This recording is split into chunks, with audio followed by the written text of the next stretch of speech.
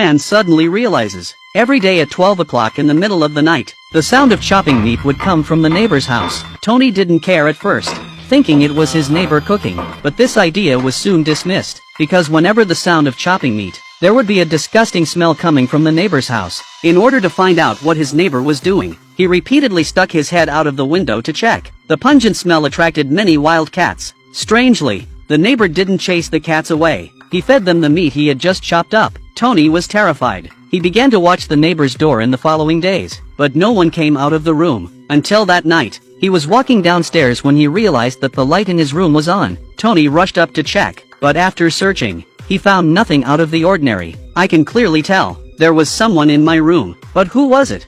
How did he get in? And why did he suddenly disappear? To find out what had happened, Tony sat in the corner and switched off the light. He waited for him to reappear. Sure enough, at 12 o'clock at midnight, the neighbor's house once again sounded the sound of chopping meat. Tony heard the noise and rushed to the window to check. He saw a black cat passing by the window, and it left a pile of feces on the windowsill. Tony suddenly had an idea. He wrapped the cat's feces in toilet paper. The next day he went to the hospital for tests, but the results were very strange. It was human fingernails. Now Tony was in a state of panic. He thought his neighbors had something to hide. Afterwards, Tony went to the agent who rented him the flat and told her about it. Tony hoped that she would give him a new flat, but the landlady didn't believe him. She moved into Tony's room that night, because she wanted to know if Tony was telling the truth. But when she was getting ready for bed, she tore the wallpaper off the walls. The next moment, the two were so shocked they couldn't speak. The wall was covered with red handprints. What happened to this room?